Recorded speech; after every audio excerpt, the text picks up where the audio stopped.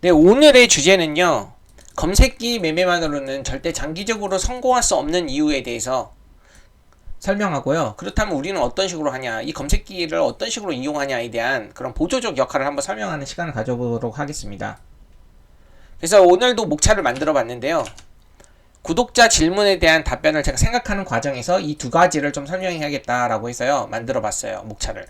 돈의 흐름에 따른 테마 이동을 이해해야 되는 그런 목차고요. 두 번째. 세 번째가 검색기 치명적 약점에 대해서 설명하고요. 그렇다면 우리가 이 치명적 약점을 보완하기 위해서 우리가 해야 할 것은 무엇일까라는 것에 대해서 세 번째로 다뤄볼게요. 그래서 오늘 목차는 이 세 가지고요. 이 세 가지를 다루는 시간이 되도록 하겠습니다. 그러면 20분 안에 최대한 핵심 잘 전달해 보도록 하겠습니다. 시작할게요. 시작하기 전에 구독과 좋아요, 구독과 좋아요 부탁드리고요. 이제 시작해 보겠습니다. 예, 제가 질문을 받았어요. 질문을 받았는데요. 나이도 많으시고 장중매매가 많이 어려우시다는 그런 분들인데요. 감각도 좀 늦으시고. 그래서요. 검색기 매매를 두 개 만들어서 한번 실행을 해보고 싶어 하시더라고요. 그 중에 제가 이제 영상에서 많이 설명한 내용을 중심으로 해가지고 차트성으로 0.5 주신선. 그러니까 이렇게 주도주 매매에서요. 이런 0.5 주신선이죠. 파동, 기준 파동이 나올 때 그 중심선. 이게 일봉이든 분봉이든. 그쵸? 그 중심선이랑 핑크존 매수. 이 핑크존도 어떻게 보면 중심이랑 좀 가까운 구간이거든요. 차트 잠깐 보여드릴까요? 제가 아무 종목을 이따 가져와 볼게요. 무슨 말인지 차트적으로 보여드릴게요. 이거 보시면요. 이 중심선이라는 건 결국에 이 핑크입니다. 이거 그죠? 0.5 중심선. 이거를 한 기준 파동으로 보면요. 이 기준 파동의 중심이 핑크거든요. 그리고 이 핑크존 매수는 여기 핑크색 있죠? 요걸 의미하시는 것 같아요. 그래서 이제 거래대금 30위 중에 5% 이상 상승하는 종목, 이것도 이 정도 보면 5% 이상 상승했을 거 아니에요? 한 10% 이상 매물대 돌파하고요. 그쵸? 그래서 여기서 중심선에서 매수하는 거, 이 핑크존, 그쵸? 0.5 이 중심선과 핑크존 이 사이, 여기서 이제 매매하는 방법에 대해서 어떻게 생각하느냐. 왜냐면 급등한 종목을 따라가는 것보다 좀 눌렸을 때 이런 데서 안전하게 산 다음에 반등 올 때 던지는 이 매매 방식을 말씀하시는 것 같습니다. 그리고 이건 수익 매매 같아요. 뭐 5봉 이내 상한 발생, 그쵸? 상한가 발생하고, 그게 이제 상한가 발생한 것 중에 500억 이상 터진 거, 그렇죠? 그리고 뭐 여러 가지 조건 넣고, 이것도 나중에 이제 눌림 매매, 이런 종목, 스윙 종목 관종하다가 이게 어떤 형태로 움직일 때 기술적 조건에 만족하면 그것을 눌림 매매로 들어가는 거 어떠냐, 이런 의미의 질문인데요. 질문 과정에서 이게 가능성이, 이 두 매매법이 가능성이 있을까요에 대한 저에 대한 답변을 하기 전에요. 오늘 설명할 목차 두 번째로 한번 시작을 해보겠습니다. 이거죠. 돈의 흐름에 따른 테마 이동하는 것들 이해하고요. 그리고 검색기 치명적 약점을 설명할게요. 그리고 이제 구독자 질문에 대한 답변을 제가 이제 한번 다뤄보겠습니다. 본격적으로. 이 두 가지 설명을 해야지 지금 질문에 대한 답변이 좀 이해가 잘 될 것 같아요. 그러면 돈의 흐름에 따른 테마 이동하기, 이걸 먼저 다뤄보겠습니다. 보시면요. 돈의 흐름에 따른 테마 이동하기. 우리가 주식시장에 다양한 테마들이 존재하잖아요. 제가 지난주 금요일 거 테마를 가져와 봤거든요. 강세 테마. 그러면요. 어떤 이슈가 나와요? 예를 들면 정책 테마 관련 이슈가 나와요. 뭐 신재생 이슈가 나와요. 그럼 신재생이 강하고, 5G나 뭐 그 통신 관련 이슈가 나와요. 뭐 대선 정책으로. 그러면 여기가 또 강하고. 그렇죠? 그래서 사람들의 관심은요. 시장에 한정된 돈이 있으면요. 그 시장에 한정된 돈이요. 테마주 강세. 그러니까 테마주가 잘 먹히는 장세, 시장 상황에서는요, 그런 이슈가 부각이 되면서 테마가 형성이 되거든요. 그러면 사람들의 돈은 이쪽으로 이동을 해요. 그래서 오전장, 대체거래소라든지 오전장 초반에는요, 정책주로 돈이 이렇게 수급이 몰렸었습니다. 이해되시죠? 여기까지. 그러면요, 제가 이 큰 정책의 큰 테마를 하나라고 할게요. A 테마라고 하겠습니다. 제가 여기까지 설명드렸습니다. 여기요. 대체거래소부터 장초반. 대체거래소는 여기가 강했죠. 장 초반에 이런 식으로 움직였습니다. 그러니까 테마내, A 테마 내에서도요, 세부 테마, A, B, C가 있으면요, 정책 테마가 이렇게 돌았던 거예요. 이해되시죠? 그러면 큰 틀에서 이 A라는 테마를 보겠습니다. 이 녹색 친 거요. 그러면요, 여러 개의 테마 중에 재료가 잘 먹히는 시장 상황에서 어떤 이슈, 그쵸? 정책 이슈로 인해서 A 테마가 상승을 하게 되면요, 시장에 한정된 돈이요, 일단 여기로 몰려요. 여기까지 이해되시겠죠? A로. 그리고 이 A 테마가요, 과열 상태까지 도달할 수가 있어요. 특히 대장주 중심으로 뭐 1등주 중심으로요. 강력하게 막 상승을 해갖고 상한가 부분까지 갔다든지 이런 식으로 과열 상태에 놓이게 되거든요. 거기서 뭐 엄청난 이 A군이 엄청난 강한 테마가 되면서요. 전체적으로 다 상승하면서 마감할 수도 있겠지만요. 보통은 이 A 테마가 강세 어느 정도 과열 상태에 이르게 되면요. 횡보 국면을 보입니다. 횡보 국면을 보이거나 과열 상태에서 떨어지거나 이래요. 그러면 이 A라는 테마에서 돈이 빠져요. 어디로 갈까요? 돈이 빠져서 B 테마로 갑니다. 이게 B 테마예요. 2차 전지로 보겠습니다. 2차 전지에 새로운 이슈가 부각이 될 수도 있고요. 기존의 이슈들이 상승 모멘텀을 주면서 이 B 테마에 돈이 이동하는 그런 현상이 나타날 수 있거든요. 이럴 경우는요, A 테마에 돈이 빠지거나요, 돈이 빠져요. 그래서 이 B 테마로 간다거나, 그래서 A 테마는 더 이상 상승이 하지 않거나 아니면 하락하는 그런 흐름이 나오면서, 왜냐면 여기서 수급이 빠져서 B로 가니까요. 그래서 A 테마의 흐름은 빠지고 B 테마로 움직이는 그런 현상이 나올 수 있어요. 또 돈이 쏠리면서. 그리고 A라고 할게요. B라고 할게요. 그리고 이걸 C라고 하겠습니다. 제약바이오를요. 그리고 이 C 테마가 새로운 C 테마가 등장을 해요. 그때 이 A 테마에서 그리고 B 테마에서 돈이 빠지면서 이 C 테마가 형성이 되는지, 아니면 A 테마는 강세를 유지하고 또 B 테마도 강세를 유지하고 새로운 C 테마만 강한 것인지, 그러니까 이 A, B에서 돈이 빠져갖고 C로 가는지, 아니면 A, B는 그대로 유지되고, 그쵸, 강세가 유지되고 C에 돈이 몰리는지까지 알아야 돼요. 왜냐하면요, 이 A, B가 강한 상태에서 C로 돈이 몰리면요, 시장에 한정된 돈이 있다고 그랬잖아요. 그래서 이 C가 엄청난 강한 흐름을 보이지 못해요. 하지만 A와 B에서요, 돈이 많이 빠지고 나서 C 테마가 형성이 되죠. 그러면 이 C 테마는요, 5장 메인 테마가 될 수 있는 거고요. 그쵸? 메인 테마가 될 수 있는 거고, 이게 5장의 테마가 강세가 형성이 됐다면요, 다음날까지 상승세가 이어질 가능성이 큽니다. 그래서 제가 말하고자 하는 돈의 이동의 핵심은요, 매매의 핵심을 제가 정리해 볼게요. 새로운 테마가 주목받으면서 테마가 형성될 때, 이 A가 형성될 때, 그렇죠? 이 A 테마 내에서요, A, B라고 C라고 해볼게요. 이 A 테마 내에서도 이렇게 움직이겠어요. A, B, B에서 C. 그쵸? 그렇다면요, 이 A에서 가장 강력한 종목, 그리고 이 B에서 가장 강력한 종목, 이 C에서 가장 강력한 종목, 이런 것들을 공략을 해볼 수 있어요. 그리고 이렇게 순환이 나오면서 이 A라는 테마가 과열 상태에 도달하게 되면, 그 다음에 B로 이동한다. A의 돈이 전체적으로 빠지면서 B에 이동한다 싶으면요, 이 B가 강한 흐름을 보일 수 있는, 다시 주도 테마의 흐름을 보일 수 있는 변화를 감지하고요. 여기서 또 강력한 테마의 A 1등주 위주, 그쵸? 뭐 대보 마그네틱이라면 이 1등주 위주로 매매를 해볼 수 있어요. 그리고 또다시 이제 이 B라는 메인 테마에서 돈이 빠지면서 이 C라는 메인 테마에 돈이 몰리기 시작하고요. 돈이 이동하기 시작하고, 이 A와 B가 다 빠지고 C로 만약에 몰리게 되면 C에서 또 강력한 1등주 위주로 매매를 해볼 수 있는 겁니다. 여기서의 전체적인 그 시장에 한정된 돈의 흐름은요, 시황에 따라서 시장의 중심 테마를 결정해요. 시황이 안 좋아서, 예를 들면 세력주 그런 장세가 나타난다면요, 이런 재료들이 잘 먹히면서 이런 테마군 있잖아요, 이런 테마에 돈이 몰리면서 중심 테마가 될 수 있습니다. 제가 말하는 재료 베이스 세력주 매매 같은 경우는요, 제가 다루는 대부분의 기법들은요, 1, 2등주, 이 1, 2등주에 잘 먹히는 매매들 있잖아요. 1, 2등주. 그쵸? 이런 1, 2등주에 잘 먹히는 매매들에 대한 기법을 다루는 것이고요. 특히, 또는 교체된 1등주. 또는 교체된 1등주. 뭐 이거 두 개 교체가 될 수 있잖아요. 교체된 1등주라든지, 아니면, 개별 이슈, 사이드 테마에서 개별 이슈가요, 예를 들면, 테마를 형성했을 때 강력한 흐름을 보이는 개별 이슈 1등주, 이런 종목들에 맞는 매매 기법들을 대부분 다루고 있어요. 하지만 제가 말하고 싶은 부분이 이제 나옵니다.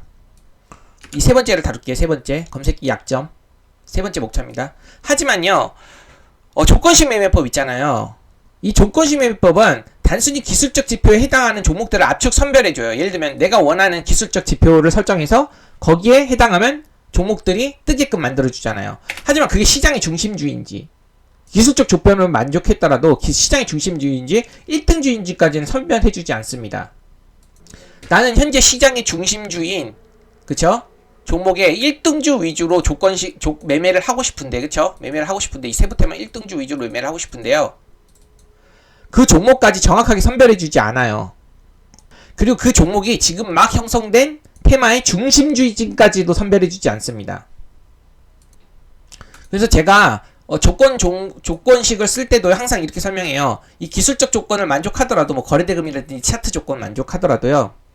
거래대금 예를 들면 100억 이상, 차트적으로 매물대 돌파 이상 이런 걸 만족하다 하더라도요. 평소 제가 설명한 시황 있죠. 시황을 보고 또 시황에 맞는 재료인지 그쵸? 그리고 수급이 어떤 식으로 지금 형성이 됐는 어떤 식으로 지금 분포되어 있는지 전체적으로 A, B, C 있으면은 A, B, C 있으면 지금 수급이 어떤 식으로 지금 분산되어 있는 형태인지 그리고 지금 이 A라는 게 죽어가고 있는 상태에서 뜨는 건지 새로운 테마 B가 형성이 되면서 B에서 새로운 테마 촉이 형성이 되면서 그 검색기에 뜨는 건지 그런 것들까지 검색기가 다 선별해주진 않아요. 그렇기 때문에 그런 부분들은 이런 시황과 재료, 트렌드에 맞는 재료, 그리고 수급 상황, 수급의 분산 형태, 시장에 한정된 돈이 어떤 식으로 수급이 분산되어 있는지 이런 것까지는요 스스로 체크하고 매매해야 돼요.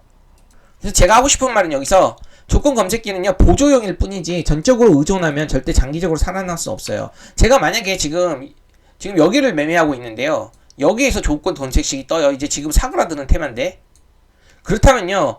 지금 이거는 사그라드는 테마인데 여기서 조건 검색식이 뜨네. 그러면 난 여기는 하지 않아야겠다. 이렇게 스킵할 줄도 알아야 돼요. 가령 파루라는 가져와봤는데 파루가 예를 들면 오전장에 강력한 상한가를 쳤잖아요. 그리고 나서 돈이 빠지고 있어요. 이제 이 A라는 테마에서 상한가가 풀리고 돈이 빠지고 있어. 그런데 단순히 지금 이제 이 종목은 이 테마는요 돈이 빠지고 있는데 그리고 다른 쪽으로 이동하는 게 보이는데 여기서 핑크 존 왔다고 핑크 이 라인 왔다고 사나요? 물론 다른 강력한 테마가 형성되지 다른 강력한 테마에 돈이 움직이지 않고 새로운 이슈가 나오지 않고 이 테마만 현재 강한 상태예요. 그렇다면 모르겠어요. 하지만 다른 테마에 다른 섹터에 돈이 이동하는 게 포착이 됐는데 그 초기에 강했던 A가 이런 조건에 만족했다고 매매를 하진 않습니다. 물론 이 종목은 다시 이렇게 올라오긴 했지만요. 저는 이미 상한가 이미 죽어가는 흐름을 보이는 섹터라든지 테마가요. 돈이 딴 쪽으로 이동했다면요. 이렇게 굳이 조건 검색에 만족하더라도 매매를 잘 하지 않습니다. 새롭게 형성되는 테마에 돈이 갈 때 그때 입등주 매매를 좋아해요. 초기 돌파 그리고 초기 눌림 이해되시죠? 그리고 N자 인도파 나오고 그 다음에 쭈르르 밀리는 경우가 많거든요. 여기서 매매를 한다는 거예요. 새롭게 딱 형성이 될 때 이해되시나요? 그래서 제가 조건 검색식에서 실패하는 이유를 한번 설명이고요. 보완점을 한번 마지막으로 우리가 해야 할 것, 이것을 보완하기 위해 우리가 해야 할 것에 대해서 정리를 한번 해보겠습니다. 일단 제가 이때 백신 치료제 엄청 강했을 때 있었을 겁니다. 코로나 관련 주식들이 그때 상한가를 엄청나게 많이 갔죠. 그래서 제가 항상 설명하잖아요. 어떤 기준봉이 나왔을 때 이런 상한가 기준봉이 나왔을 때 그게 나중에 어느 정도 일정 부분 중심이라든지 시가 부분이나 이런 영역에 뜰 때 스윙으로 매매해볼 수 있다라고 하는데요. 차트적 조건에 맞다 하더라도 시황이 너무 안 좋아서 이런 테마가요. 이 조건에 오지 않고도 그쵸? 그냥 쭉쭉쭉쭉 올라가 버리는 경우가 있고요. 나는 1등주로 그쵸? 1등주로 이렇게 조정 매매를 하려고 대기하고 있었는데 1등주로 예를 들면 이게 1등주로 중심부터 대기하려고 있었는데 1등주는 요정도 조정 맞아요. 요정도 조정 받고 다시 올라가는 정고점 돌파하고 올라가는 흐름을 보이고 있는데 후속주들 막 상한가 간 것들 있죠. 후속주들이 막 중심선에 닿았어요. 그럼 후속주들을 이 차트 기준에 맞는다고 매매를 할까요? 그건 또 아니거든요. 그리고 지금 현재 이 테마가 시장 중심 테마인지 재료 트렌드에 맞는 테마인지까지 검색기가 알려주진 않아요. 무엇보다도 이 테마의 신선도와 연속성을 살펴보는 것도 스스로가 해야 되고 이 종목들이 기존 1등주인지 아니면 나중에 교체된 1등주인지까지도 매번 스스로 체크하고 적용을 해야 됩니다. 그래서 단순히 기술적 지표가 맞는 종목이다 하더라도요. 이런 것들을 다 고려하는 것들은 스스로가 해야 되는 부분들이에요. 그래서 제가 앞서 설명한 이 질문 있잖아요. 이 0.5 중심선 핑크존 매수하는 것들 그쵸? 거래대금 32에서 이게 시장의 중심주인지까지 파악이 된 상태에서 1등주 위주로만 접근을 해야 되는 건데요. 만약 내가 신재생 종목 관련 종목을 매매를 해요. 예를 들면 이게 오전장 태양광이 강했어요. 이 HD 현대 에너지 솔루션이 1등주 등락률을 보이고 거래대금도 강한 흐름을 보여요. 예를 들면 이게 1등주 등락률 거래대금상 1등이에요. 그래서 내가 만약에 이 중심선에 보세요. 이 중심선이 예를 들면 핑크 쪽에 닿았어요. 아니면은 여기에 닿았어요. 다른 것들은 더 밀리겠죠. 1등이 이 정도 밀리면은 다른 것들은 더 밀리는데 이런 식으로 밀렸어요.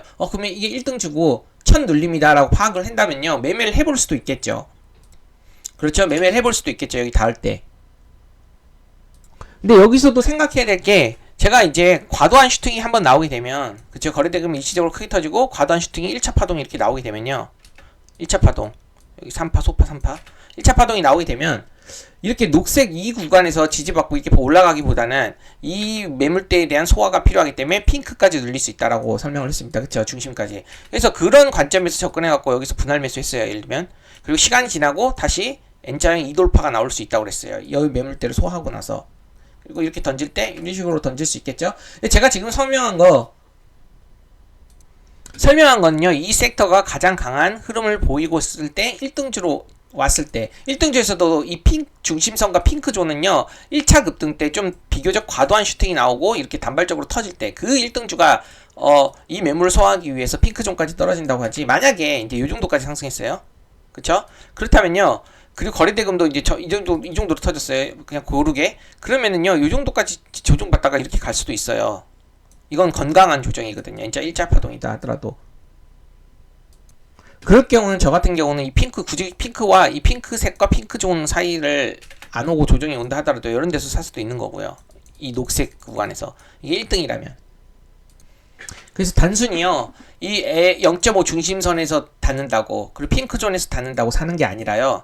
일단 A라는 강력한 테마가 형성이 된 걸 확인하면 그 중에 1등주를 뽑고요. 1등주의 1차 파동이 어떤 식으로 형성되느냐에 따라서 이 녹색에서 살 수도 있는 거고 핑크에서도 살 수 있는 겁니다. 그래서 단순히 이 선을 보고 매매를 하는 건 아니에요.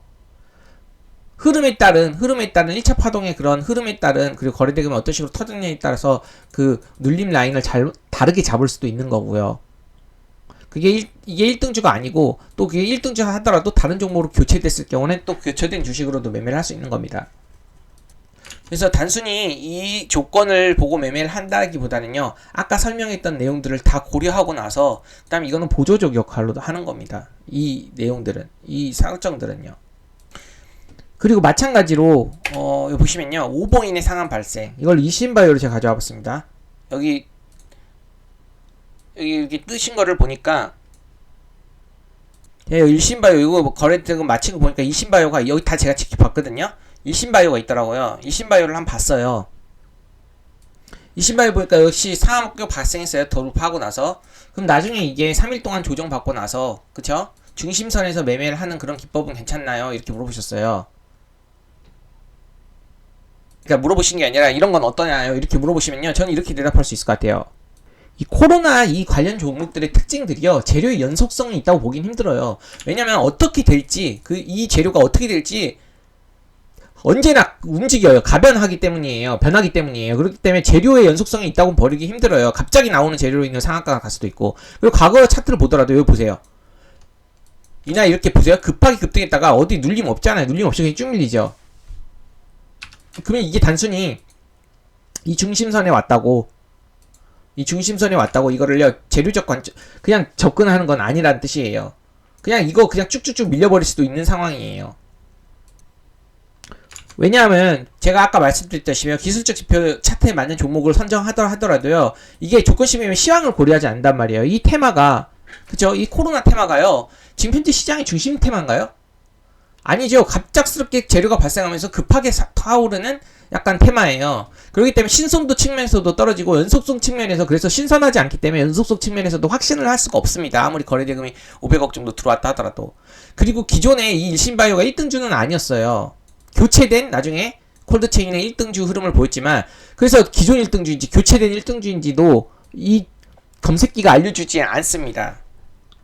그리고 이 테마의 과거 트렌드를 본다 하더라도요 일시적으로 급등하고 내리고 일시적으로 급등하도 그냥 테마 꺼지고 내리고를 반복하는 그런 전력이 있기 때문에요 저는요 이 종목은요 수익 매매로 중심선 매매를 하지 않습니다.